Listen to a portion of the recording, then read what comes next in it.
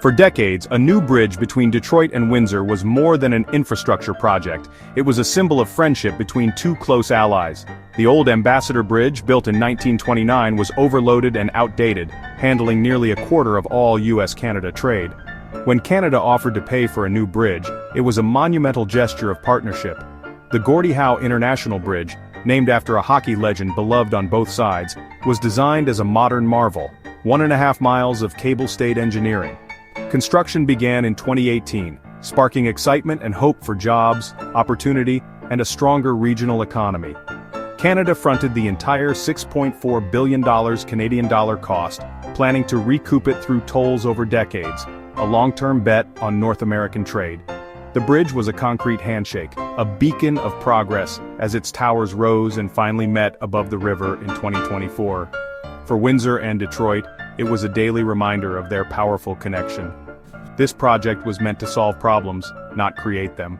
It was supposed to be a straightforward story of unity and shared prosperity. But in modern politics, even the best-laid plans can take a sharp, chaotic, and expensive turn. The bridge's promise was immense, but its future would soon be tested. What began as a symbol of unity was about to become a battleground for political turmoil. The Detroit-Windsor corridor is the heart of North America's auto industry, a border where supply chains blur and parts cross up to 7 times before a car is built. The just-in-time system depends on a smooth, low-cost flow of goods. The old Ambassador Bridge was a bottleneck. The Gordie Howe Bridge was the solution, promising a direct, seamless link between Ontario and Michigan. The entire $6.4 billion investment hinged on projections of booming cross-border traffic and toll revenue. This wasn't just about corporate profits, it was about hundreds of thousands of jobs and the economic health of the region. A slowdown on one side instantly ripples to the other. The bridge was an insurance policy for stability, built to safeguard jobs and industry from disruption. It was a bet on a future of shared prosperity, right before the world turned unstable.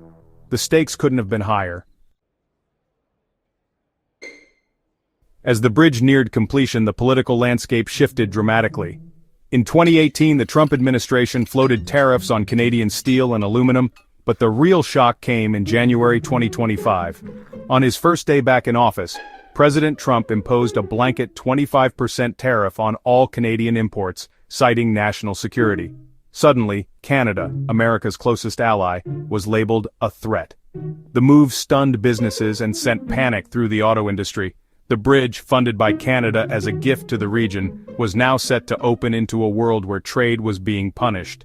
For the auto sector, a 25% tariff on parts was catastrophic, a death sentence for cross-border manufacturing. The policy created chaos at the border, with trucking companies scrambling to adapt. The USMCA's promise of free trade was being undermined overnight. The tariffs ignored the reality of integrated supply chains, turning attacks on Canadian goods into attacks on American jobs. The hammer had fallen, and the consequences would be immediate. The bridge's future was suddenly in jeopardy. What was meant to unite now threatened to divide. The impact of the tariffs was swift and brutal.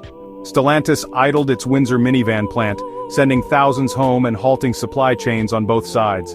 American plants lost their Canadian customers, parts piled up, and assembly lines stalled. The just-in-time system collapsed into chaos. Border crossings slowed to a crawl, with delays and confusion replacing efficiency. In March 2025, vehicle crossings at Windsor plummeted by 67,000 compared to the previous year. Personal travel also dropped sharply after inflammatory political rhetoric. The bridges, once symbols of connection, now marked division and economic pain. Workers faced layoffs, and small businesses lost customers overnight.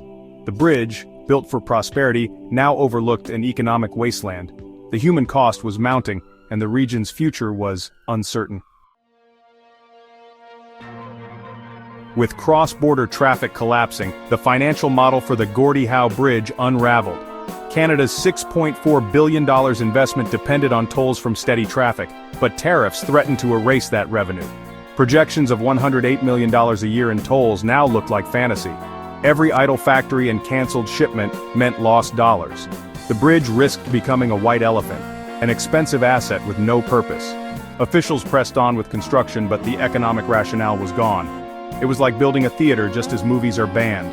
Canada's good faith investment was torpedoed by protectionism.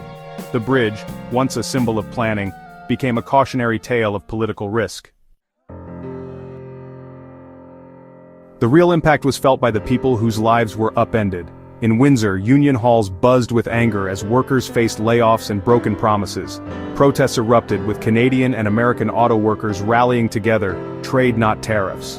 They knew their livelihoods were linked. Layoffs in Windsor meant slowdowns in Detroit.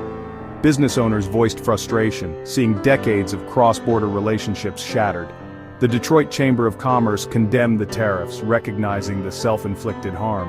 One Michigan supplier lamented, "A 25% tariff just blew up 30 years of work."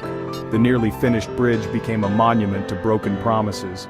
It was supposed to be a tool for prosperity. Instead, it symbolized economic devastation. The chorus from both sides was clear: confusion, anger, and betrayal. The bridge to the future now felt like a cliff's edge. Trust built over generations was eroding fast. Canada responded with retaliatory tariffs, escalating the trade war. The world's longest undefended border became an economic battlefield. Canada targeted U.S. goods from key political states, hoping to pressure lawmakers. The result, more pain for workers and consumers on both sides. American farmers lost export markets, Canadian shoppers paid more. Ironically, the old Ambassador Bridge benefited as the new bridge languished. The Gordie Howe Bridge, built to unite, was undermined before it opened. Political rhetoric grew heated and every dispute deepened mistrust. The trade war corroded the foundation of the US-Canada alliance. As the Gordie Howe Bridge nears its opening, it stands as both an engineering marvel and a symbol of broken trust. Built on optimism, it now represents how quickly politics can poison even the strongest partnerships.